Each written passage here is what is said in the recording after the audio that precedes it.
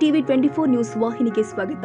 ಹಾವೇರಿ ಜಿಲ್ಲೆ ಶಿಗ್ಗಾವಿ ತಾಲೂಕಿನ ಬಂಕಾಪುರ ಪಟ್ಟಣದಲ್ಲಿ ದಿನಾಂಕ 29/8/2025 ಶುಕ್ರವಾರ ಬೆಳಿಗ್ಗೆ ಆತ್ಮಹತ್ಯೆಗೆ ಒಳಗಾದ ರೈತನ ಹೆಸರು ಶ್ರೀ ಯಲ್ಲಪ್ಪ ಗುರ್ಲಿಂಗಪ್ಪ ಕಾಡಶೆಟ್ಟಹಳ್ಳಿ. ಇವರಿಗೆ ವಯಸ್ಸು 43 ವರ್ಷ.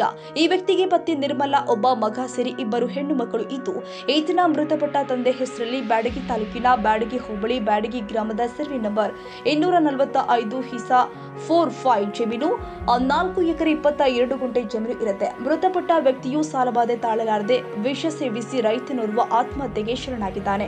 ದಿನಾಂಕ 30/8/2025 ಶನಿವಾರ ದಿನದಂದು ಈ ಕುಟುಂಬಕ್ಕೆ ಸಾಂತ್ವನ ಹೇಳಿದ ಶಿಗ್ಗಾಂವ್ ಸವಣೂರು ಕ್ಷೇತ್ರದ ಶಾಸಕರು ಆದ ಶ್ರೀ ಯಾಸಿರ್ ಅಹಮದ್ ಖಾನ್ ಪಠಾಣ್ ರವರು ಹಾಗೂ ಅವರ ಬೆಂಬಲಿಗರು ಕುಟುಂಬದ ಸದಸ್ಯರಿಗೆ ಸಾಂತ್ವನ ಹೇಳಿ ಪತಿಯನ್ನ ಕಳೆದುಕೊಂಡ ಮಹಿಳೆಗೆ ಪ್ರತಿ ತಿಂಗಳು 2,500 ರೂಪಾಯಿ ಬರುವಂತೆ ಮಾಡ್ತೀವಿ ಹಾಗೂ ಮನೆಯನ್ನು ಕೂಡ ಮಂಜೂರು ಮಾಡ್ತೀವಿ ಮತ್ತು ಸರ್ಕಾರದಿಂದ 5 ಲಕ್ಷ ರೂಪಾಯಿಗಳನ್ನ ಮಂಜೂರು ಮಾಡ್ತೀವಿ ಎಂದು ಸ್ಪಷ್ಟಪಡಿಸಿದ್ದಾರೆ.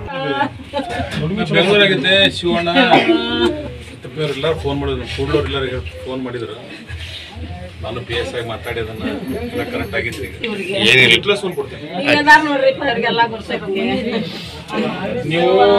ನೀವು ಈಗ ಅವ್ರಿಗೆ ಅರ್ಜಿ ಹಾಕಿರಿ. ಅರ್ಜಿ ಹಾಕಿದ ತಕ್ಷಣ ಮನೆ ಕೊಡ್ತೀನಿ, 5 ಲಕ್ಷ ಬರಂಗು ಮಾಡ್ತೀನಿ.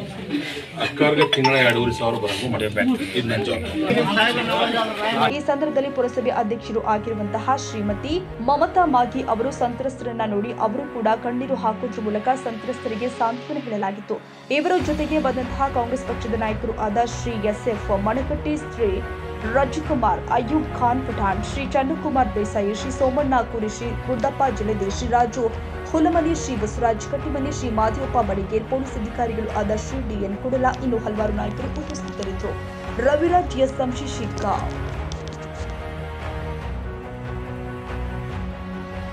ಕನ್ನಡಿಗರ ಮೆಚ್ಚಿನ ನಿಮ್ಮ ಟಿವಿ 24 ಕನ್ನಡ ನ್ಯೂಸ್ ವಾಹಿನಿ ಇದೀಗ ಟಿವಿಯಲ್ಲಿ ಲಭ್ಯ.